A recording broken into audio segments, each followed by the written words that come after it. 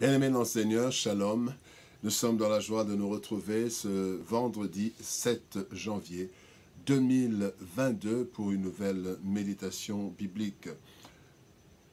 Aujourd'hui, nous allons lire un texte dans le livre d'Ésaïe, Ésaïe chapitre 60, versets 1 et 2.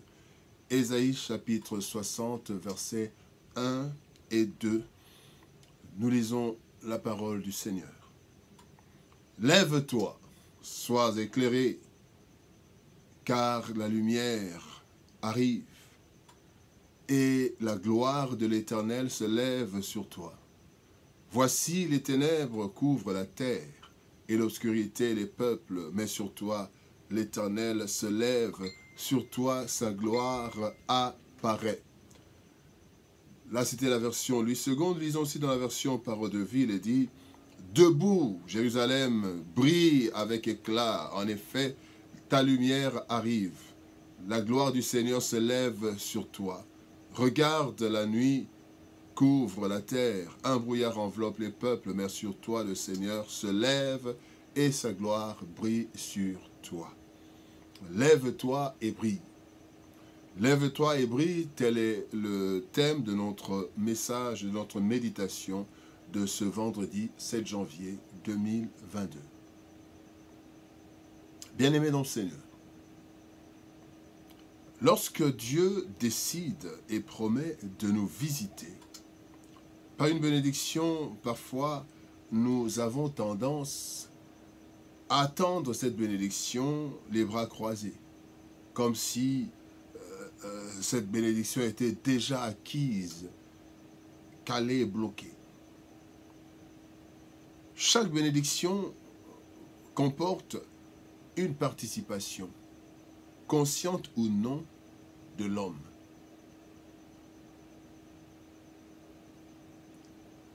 Dans le texte du jour, bien-aimé, l'Éternel annonce sa lumière et sa gloire en faveur de son peuple. En ce début d'année, le Seigneur prépare certainement des bénédictions pour son peuple. Cependant, il nous demande deux choses dans ce texte. La première chose, il est demandé à Israël, il nous est demandé de nous lever. Lève-toi.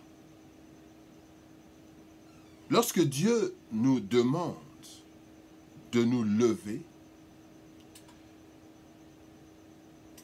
c'est que nous étions soit endormis, couchés ou assis. En tout cas, nous n'étions pas debout. Quand on dit à une personne « lève-toi », c'est que la personne n'est pas debout.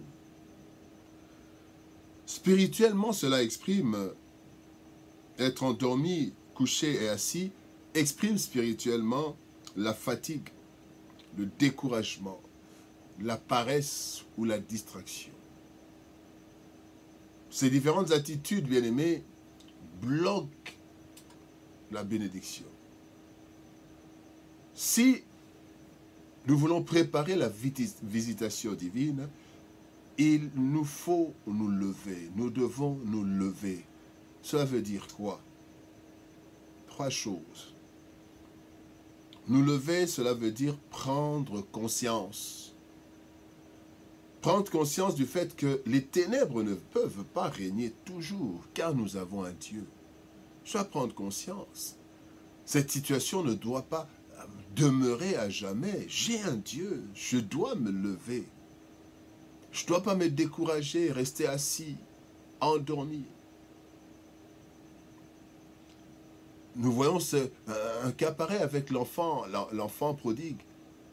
L'enfant prodigue qui était parti là dilapider les biens de son père, mais à un certain moment, il a pris conscience. Dans Luc chapitre 15, verset 17, dans la plus grande de ses misères, voici ce qu'il dit. La Bible dit, étant rentré en lui-même, il se dit, combien de mercenaires chez mon père ont du pain en abondance, et moi je meurs de faim. Et ensuite il dit, je me lèverai, je rentrerai vers mon père. Il a pris conscience qu'il avait un père, malgré tous les problèmes, mais il ne pouvait pas demeurer comme ça en train de manger, de se battre avec les porcs pour manger. Il a pris conscience. Prenons conscience, bien-aimés, la situation que nous traversons, que nous vivons depuis longtemps, ne peut pas demeurer ainsi à jamais. Les zones d'ombre doivent être effacées. Se lever veut dire aussi prendre courage. Bien-aimé, pour sortir du découragement de la vie suite aux échecs et aux paroles de démobilisation. Je prends courage.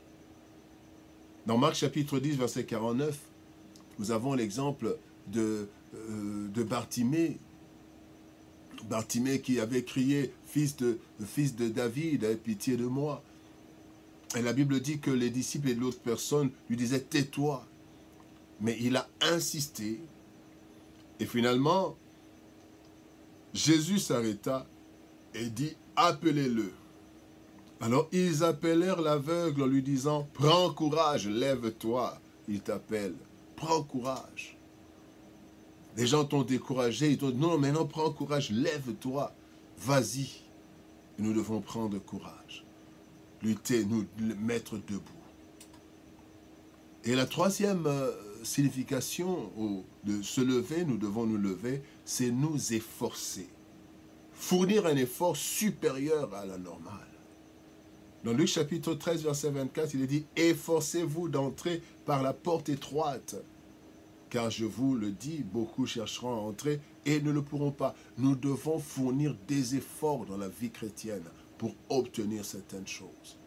Bien-aimé, lève-toi. Levons-nous, bien-aimés. La deuxième chose qui nous est demandée, c'est de briller. Il est dit, lève-toi et brille. Lève-toi, sois éclairé. Lève-toi, Jérusalem, brille. Lève-toi, resplendis. Dans d'autres textes. Nous sommes lumière. Et donc, bien-aimés, nous devons briller de sorte que le monde nous remarque. Matthieu chapitre 5, verset 16 dit « Que votre lumière luise ainsi devant les hommes ». Nous devons luire, nous devons briller. Nous ne devons pas nous cacher. Nous ne sommes pas des lampes placées sous un boisseau. Nous sommes des lampes placées au-dessus de la maison, dans un lieu élevé, afin que nous puissions éclairer. Et nous devons briller. Bien-aimés, notre identité chrétienne doit être claire avant que le Seigneur nous visite, et ceci pour plusieurs raisons. Voyons trois raisons. La première raison pourquoi briller, c'est parce que nous devons être des témoins avec des témoignages éloquents. Pas des témoins seulement de nom, parce que je suis chrétien, je suis témoin du Christ, mais nous devons être des témoins avec des témoignages. Et des témoignages, bien-aimés, éloquents.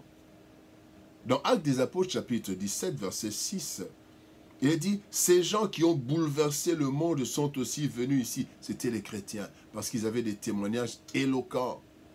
On parlait d'eux avec des témoignages éloquents. Et nous devons, même quand nous n'avons pas encore été visités, même dans les difficultés, mais nous devons briller, parce que le chrétien, c'est une lumière. Il est une lumière. Le chrétien est lumière. Bien-aimés, nous devons briller aussi. Pourquoi? Parce que l'origine de nos bénédictions, quand elles viendront, l'origine de nos bénédictions ou de nos œuvres doit être claire. Dans Actes des Apôtres, chapitre 1er, verset 8, il est dit, vous recevrez une puissance, le Saint-Esprit survenant sur vous, vous serez mes témoins. Et quand nous brillons, quand Dieu nous visitera, bien-aimés, ce sera clair que cela vient de Dieu. Mais il faut que nous brillions avant. Lève-toi et brille. Brille pourquoi? Brille parce que l'intervention de Dieu doit attirer les hommes vers lui. En fait, nous sommes témoins. Les miracles, quand Dieu nous visite, eh bien, les hommes doivent être attirés vers lui. Et pour que les hommes soient attirés vers lui, nous devons briller. Tout le monde doit savoir que nous sommes chrétiens. Et quand les bénédictions viendront, les hommes ne chercheront pas une autre adresse. La seule adresse, ce sera, nous irons. Nous nous attacherons à ce Dieu. Que cet homme, que cette femme prie. Bien-aimé, lève-toi et brille. Lève-toi et brille, bien-aimé. Si à la création, Dieu n'a pas associé l'homme, cela n'est pas le cas actuellement. Dieu t'associe.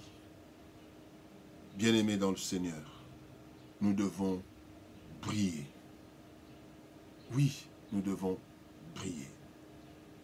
Lève-toi et brille, car la gloire de Dieu te visite bientôt. Que Dieu nous bénisse. Shalom, au revoir et à lundi. Bon week-end avec le Seigneur. Cette première semaine de méditation de l'année 2022 s'achève aujourd'hui et nous nous retrouvons par la grâce de Dieu le lundi. Au revoir.